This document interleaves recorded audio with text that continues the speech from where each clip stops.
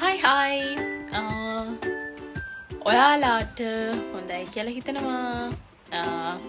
අද මම පොඩි අද මට පොඩි ක්‍රේවින් එකක් ආවා.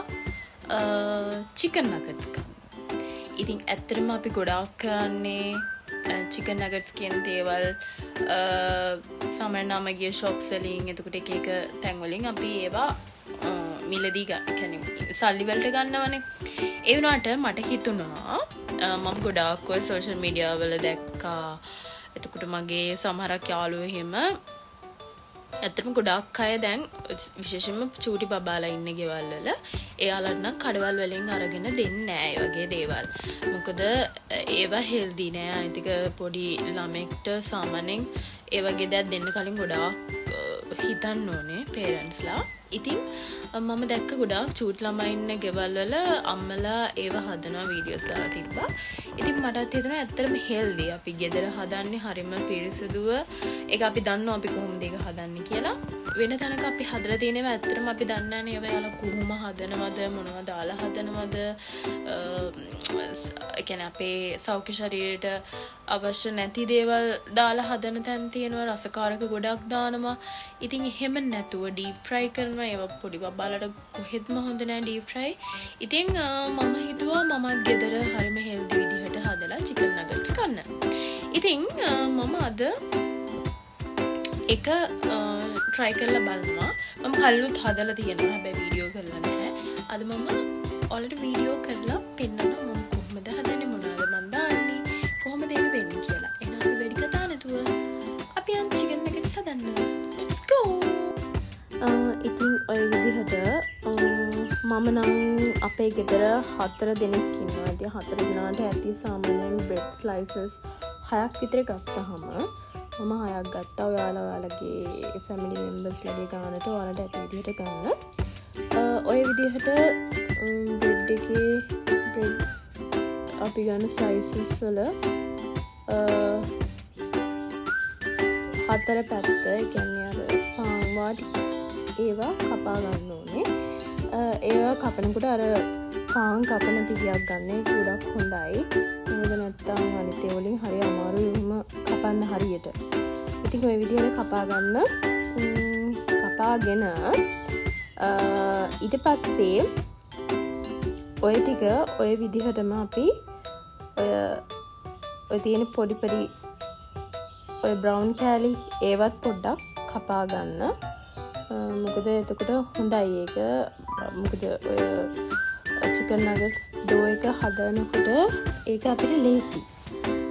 ඊට පස්සේ ඒක ආයි දිග අතට තීරු මේ විදිහට කපා ගන්න. දිග අතට ඒක හොඳට සම්පූර්ණයෙන්ම කපන්න. මොකද නැත්තම් අපිට අනිත් පැත්තට කපනකොට කොටු කොටු වගේ එන්නේ. එතකොට ඒක ගන්න අමාරුයි. ඒ විදිහට කපා ගන්න.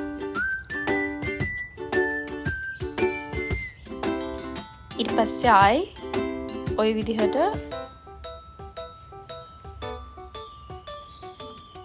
ඔය වගේ භාජනයකට දාගන්නේ කපන කොටු ටික බ්‍රෙඩ් අර දැන් තීරු කපලා ඊට පස්සේ අනිත් පැත්තට හරවලා කපනකොට කොටු කොටුට එන්නේ.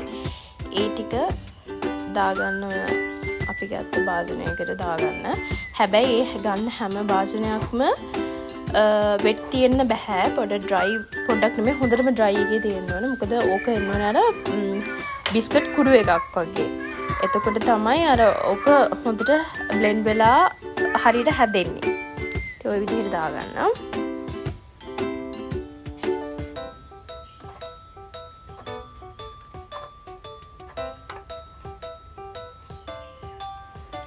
ඔන්න ඔය විදිහට තමයි අපි ඒ කපාගත්ත බ්‍රෙඩ් එක එන්නේ ඔය විදිහට කොටු කොටු වලට.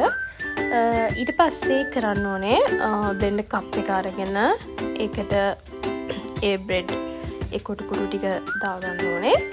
ඒ ගන්න බ්ලෙන්ඩර් කප් එකත් වෙට් තියෙන්න බෑ. හොඳට ඩ්‍රයි වෙලා හොඳට තියෙන්න ඕනේ. මොකද ඕක බ්ලෙන්ඩ් කරාට පස්සේ කුඩු එකක් විදිහට තියෙන්න ඕනේ. මම බ්ලෙන්ඩ් කරන එක නම් ඔයාලට වීඩියෝ එකක් ගන්න බැරි වුණා. ඔය විදිහට දාලා බ්ලෙන්ඩ් කරලාට පස්සේ එන්නේ මෙන්න මේ විදිහට. ඔය ඔහොම මෙහෙම උඩට කරලා කරනකොට කුඩු එකක් විදිහට තියෙන්න ඕනේ. හරිද? ඔය විදිහට ඊට පස්සේ අපි ආයි ඒක අපි ගත්ත භාජනයටම දාගන්නවා. දාගෙන ඊට පස්සේ අපි රෙඩි කරගන්න ඕනේ අපි චිකන් ටික. ඒ චිකන් ටිකත් අපි මෙන්න මේ විදිහට කොටු කොටුවට වගේ කපා ගන්න ඕනේ. ඔයාලා බෝන්ලස් ගන්නවා නම් එහෙමයි, නැත්තම් චිකන් බ්‍රෙස්ට් එක ගන්නවා නම් එහෙමයි. මම නම් චිකන් බ්‍රෙස්ට් එක ගත්තේ. ඕකේ කටු තිබ්බා. මම ඒ කටු ටික අයින් කරලා ඔන්න ඔය විදිහට කොටු කොටුවට කපාගත්ත චිකන් ටිකත්. ඊට පස්සේ චිකන් ටිකත් මට බ්ලෙන්ඩ් කරන එක ගන්න බැරුණා. චිකන් ටිකයි ඒ බ්ලෙන්ඩ් කරපු චිකන් ටිකයි බ්ලෙන්ඩ් කරපු බ්‍රෙඩ් එකයි ඔය විදිහට අපි පොඩක් අතින් පොඩක් කලවම් කරන්න ඕනේ. පස්සේ ඔන්න ඔය විදිහට දාලා තව සැරයක් ඔය දෙකම ඔය විදිහට ඉන්ග්‍රීඩියන්ට්ස් ඔය ජින්ජර් පේස්ට් එක මම අතින් හදාගත්තේ. ඊට පස්සේ ගාලික් එක දාන්න ඕනේ. ගාලිකුත් හොඳට පේස්ට් කරගෙන ඊට පස්සේ අපිට රස ප්‍රමාණයට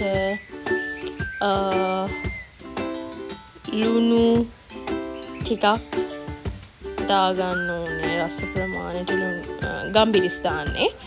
ගම්බිරිස් ටිකක් දාන්න ඕනේ. අපිට රස ප්‍රමාණයට ලුණු පොඩ්ඩක් දාන්න ඕනේ. ලුණු චුට්ටක් දාන්න. ඊට පස්සේ මම නම් ඔකට කහ වලට වඩා දාන්නේ 3-5 පොට්ටක්. ඒකේ අමුතු රසයක් තියෙනවා. ඊට පස්සේ අපි 3-5 චුට්ටකුත් ඔය වගේ ඔය ප්‍රමාණයට වගේ දාගන්න. ඔයාලා ගන්න ප්‍රමාණවල විදිහට චිකන් බ්‍රෙඩ් ගන්න ප්‍රමාණවල විදිහට ඒවා දාගන්න. ඊට පස්සේ ආයෙසරම් මම කරන්නේ පොඩ්ඩක් අතින් මික්ස් කරලා බ්ලෙන්ඩ් කරනවා. හරිද? ඔය විදිහට බ්ලෙන්ඩ් කරගත්තට පස්සේ එන්නේ ඔන්න ඔය විදිහට. හරිද? ඔන්න ඔය විදිහට එනවා ඩෝ එක. එතකොට ඕක අර ඔන්න ඔය විදිහට අර ගුලි කරද්දී ඔන්න ඔය විදිහට එන විදිහට තියෙන්න ඕනේ. ඒක මට කියන්න තේරෙන්නේ නැහැ. ඔයාලට ඒක කරාම තේරෙනවා. හරිද? ඔය විදිහට පොඩ්ඩක් තික් එකට තියෙන්න ඕනේ. ඊට පස්සේ අපි තැටියකට හරි මුක්කට හරි භාජනයකට අපි තියලා ඩෝ එක හොඳට අතින් අර ඒක හොඳට තලා ගන්න ඕනේ. අර අපි වැලි තලප කපනකොට එහෙම කරන්නේ අන්නේ මේ විදිහට. පොඩ්ඩක් තෙල් ඊට කලින් තෙල් පොඩ්ඩක් මික්ස් කරන්න ඕනේ. ඔලිව් ඔයිල් වගේ නම් පොඩ්ඩක් හොඳයි. ඔය වගේ අතින් හොඳට පදම් කරගන්න. හොඳට පදම් කරගෙන ඊට පස්සේ ඔය විදිහට හොඳට පදම් කරගන්න.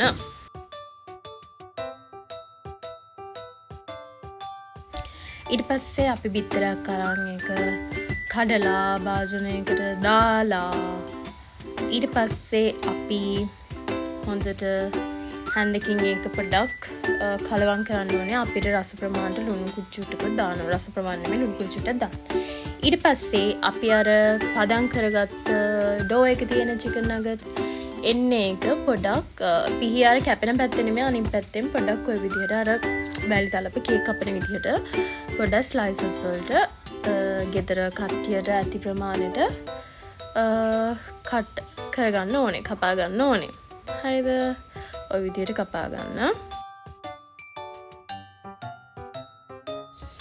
then අපි ඒ කපාගත්ත ස්ලයිසස් අපි අර බිත්තර එකේ ඩිප් කරලා ඊට පස්සේ අර බ්‍රෙඩ් ක්‍රම්ස් වල දාලා අපි ඔය විදිහට ප්ලේට් එකකින් තියාගන්න ඕනේ. හරිද? ඔය විදිහට එකින් එක ඩිප් කර බ්‍රෙඩ් ක්‍රම්ස් වල ඩිප් කරලා හොඳට බ්‍රෙඩ් ක්‍රම්ස් හොඳට දාලා ඔය විදිහට අපි ප්ලේට් එකක තියා ගන්නවා. ඊට පස්සේ තමයි අපි කරන්න යන්නේ බදින වැඩේ. බඳින වැඩේ නෙමෙයි බදින වැඩේ. හරිද? ඉතින් ඔන්න ඔය විදිහට තමයි බ්‍රෙඩ් ක්‍රම්ස් එහෙම දාලා ගත්තට පස්සේ ආවේ. ඊට පස්සේ මම පොඩි පෑන් ෆ්‍රයි එකක් කරන්න. පෑන් ෆ්‍රයි කියන්නේ පොඩ්ඩක් මම තෙල් දානවා. දාලා මම එහෙට මෙහෙට කරලා මගේ චිකන් නගට්ස් ටික ගන්නවා. හරිද? ඊට පස්සේ ඔන්න ඔය විදිහට තමයි මගේ චිකන් නගට්ස් ටික ආවේ. ලස්සනට මට ඕක හරියට ෆොටෝ එකකට ගන්න බැරි වුණා. සොරි. ඊට පස්සේ මම හොඳට සෝස් එකේ ඩිප් කරලා ඔන්න ඔය විදිහට රස බලනවා. ඔය විදිහට තමයි මම ගෙදර චිකන් නගට්ස් හදන්නේ. ඔයාලත් මගේ චිකන් නගට්ස් වලට කැමති නම් ලයික් කරන්න, කමෙන්ට් කරන්න, මාව සබ්ස්ක්‍රයිබ් කරන්න. Thank you for watching.